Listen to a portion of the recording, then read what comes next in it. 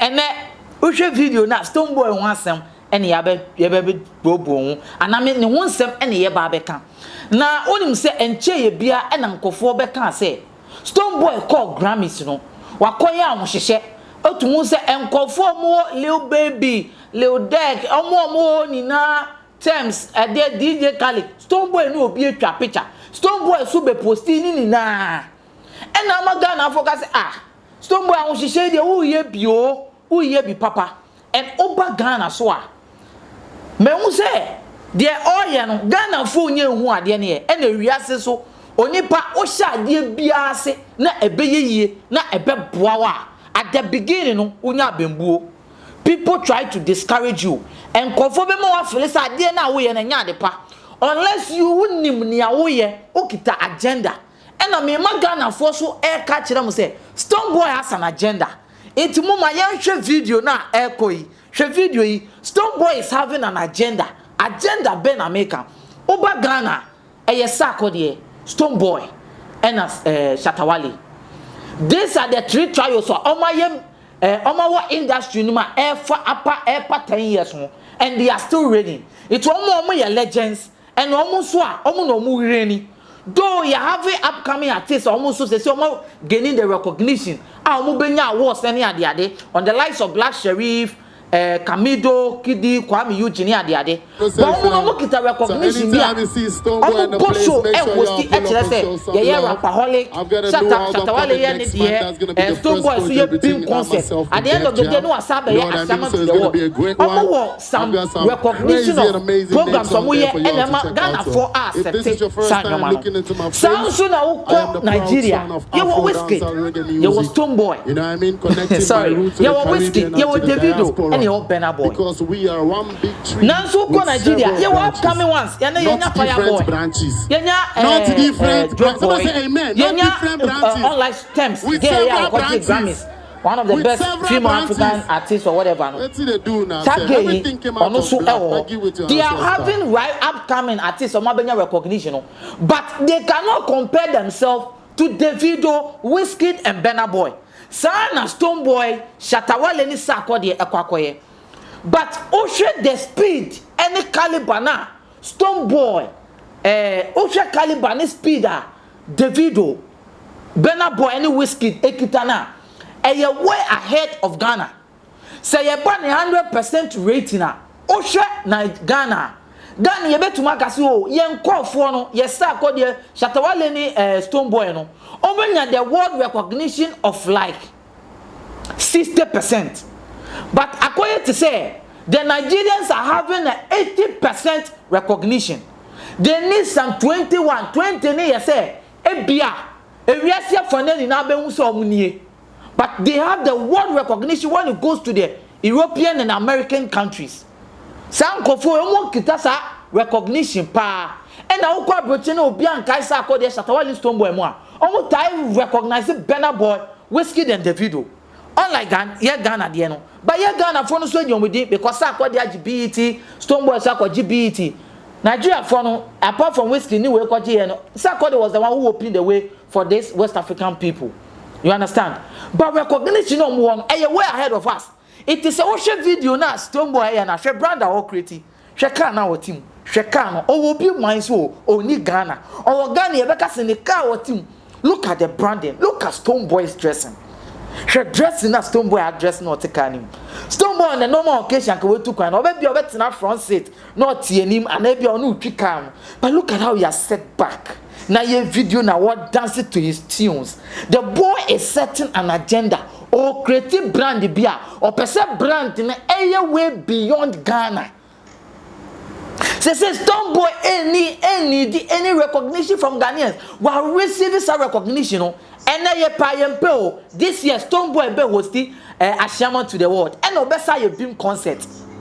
But Stonebwoy any system be a better say or kobo show be particularly every year ewo USA and I be a UK consistently only be a obey ni sa iti I to say e be a obo hit song no waka say e be a okoto and now okobo nyum show be o baby but unlike Whiskey Davido any Benna Boy no omo di omo kwa abrochire na tio omo de omo kwa broche na omo annual things omo ye mun say we dey kobo show and people will come.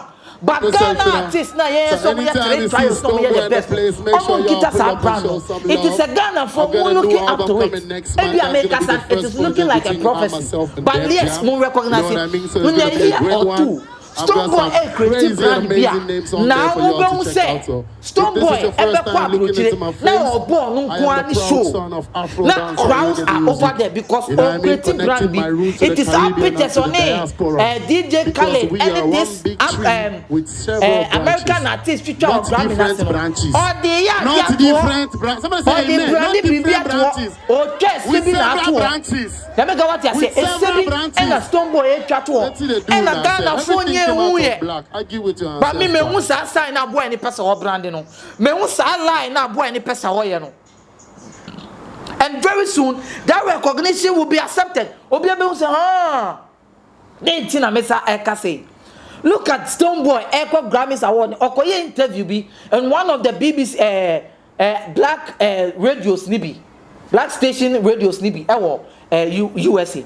She send o kasa at the end of the day no radio for nankasa and recognize Stonebwoy speech and then the interview at the radio station one of the best omo say boy ni kasa one Stonebwoy sold our culture our how we marry and he sold our heritage she say ni ebisa na ware ho asem no se hwe Africa de oba obema na hwefie it is expected so oba de obebra ho ase de ama oba. And no person American lifestyle no bisa the question no say no. Or no to him this is how Africa is. When it ton African marriage culture. E di ma ori enu no blandi wono no. But Ghana for she dey nya problem whereby when timi am bossa akode ni Shatawale din. But eno ye sebia ye twa to a. Ye nuanom Ghana no ye twa sebia to a. They don't recognize themselves when they get that world recognition. Shatawale konya feature with Beyonce. Yet the be ya sa akode any Stonebwoy say sa akode na ko akọ any Xposed obi a wa bọ nwum atwam ene ko bọ nwum yan recognize you yet the be competition it all the time no akoye competition when it comes to yen three trials no it is Stonebwoy coin no the only thing I want to man yen is say one recognize Stonebwoy Shatawale and sa akode. But what your boy now after that interview now or creative brand be and say let me tell you something from Stonebwoy's interview. Every company that is a record label, every company that is in the USA will start recognizing Stonebwoy as one of a whole brand. Ome will say boy no you're very good or you're very nice. Because kasa no kasa no young cry applaud no say hey Stonebwoy atone ho papa. What Tony Winye? It is a say no shot. Also, I didn't woman and what Tiabruti. Look at the brand that will create here. What the Tiabruti on? Share video no, not just any away. So Stonebwoy is trying to give us some recognition. Yeah, he wants that word recognition. That Grammy na ya de ano. Ghana for de ano. Na ya kasi Grammy no. Ya kwa jia. E was say obo you man here then Grammy ya for then and you mo benju yet they will brand or lifestyle send we your normal the people you even link with how you do your albums send your baby album and on your day and you award here then it's not time for y'all to check out one Nigeria girl any person in him and you more boy one come to upcoming artist one go there awards papa be accept Nigeria straight to Grammys the Caribbean and to the diaspora send him award or Grammys it is Stonebwoy Brandy Adibia right now. He's eyeing the Grammys. Send him more 200 be a Shatawale or maybe a most better say Stonebwoy and Shatawale is Sako. Among boy hit song be and stand and Grammy. I recognize you. Stonebwoy will say no. That thing will be how you do one. It be how you brand yourself. It's a boy now start say branding home. And Ghanaians are going against it because Ghanaians already know. Yamaya adopt culture. We never see future. It dey bia dey be obia ye bia enye de nkofo ye pe no na start air question.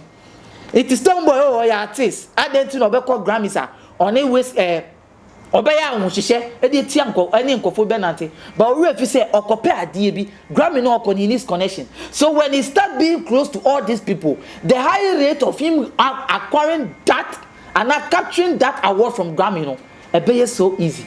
Boy, any brand, and I watch us here, or brand, you know, in the world recognition.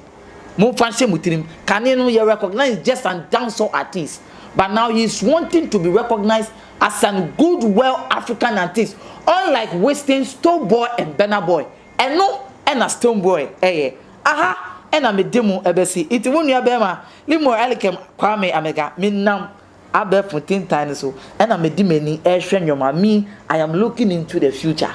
I nunti and I'm this Stonebwoy who send some year then at the April. Aha. And I'm a do ebesi. Oh, and Sembi also overcome.